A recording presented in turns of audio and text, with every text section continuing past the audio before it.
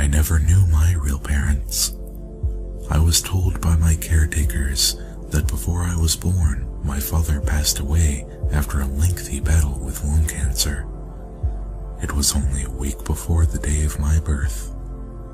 My mother had an extremely difficult delivery, and she died only one day after my birth.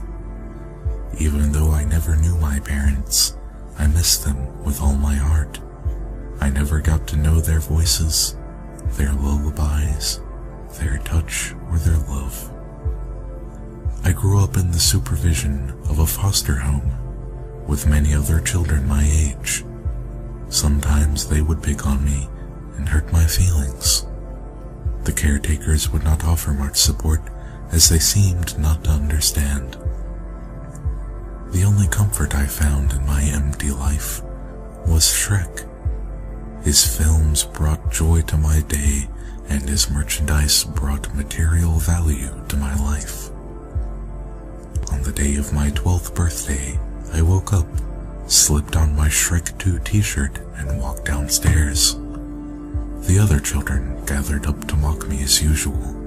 They pointed fingers, mocking me for the fact that I had no friends outside of the orphanage to come to my birthday party. "You don't have any friends," began one of my bullies. "Other than Shrek, of course." The children laughed.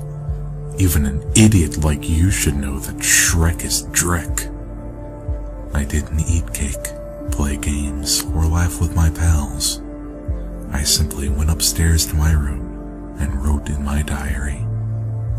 May 18th, I wrote in the corner of the page.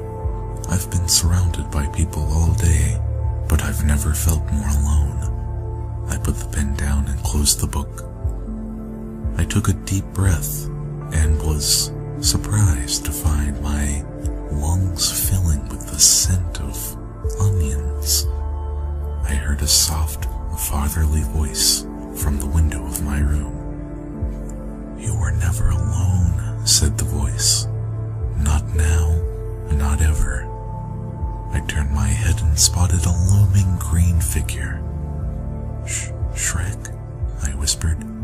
"Is that you?" "Aye, it is. I'm here for your birthday, laddie." My heart rose. A smile crossed my face. "Really? Thank you, Shrek. This is the happiest day of my life," I told him, elated. "Come with me. Your present's downstairs," he said. I hopped up, took Shrek's hand, and rushed down the stairs.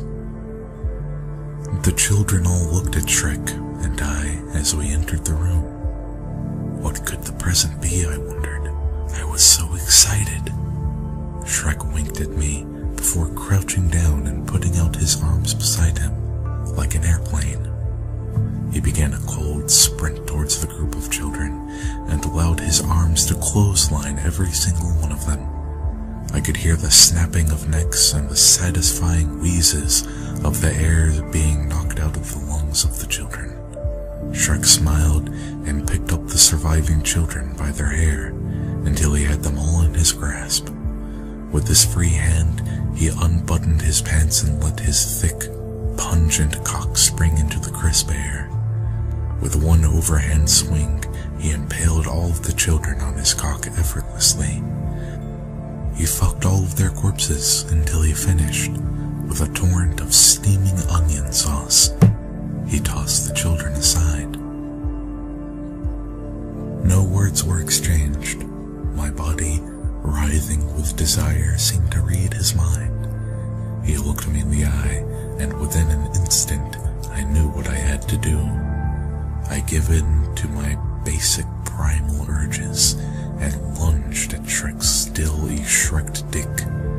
Grunting and leaning down, I exposed my pale cheeks to the ogre and let him fill me. Inch by inch I was claimed. I bit my lips and began to cry as pain, pleasure, and love consumed my soul. Soon Shrek filled my bowels with another flash flood of musky fluid. He slipped me off his penis and carried me to bed. I was exhausted, but satisfied. Shrek tucked me in, kissed my forehead, and headed for the window.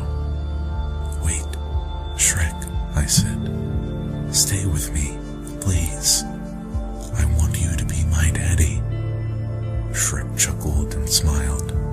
"I am your father, lady, for all who truly believe in Shrek are my children." Shrek winked before hopping out of the window into the crisp night air. I close my eyes as I think of my last thought before drifting to sleep. Shrek is love. Shrek is life.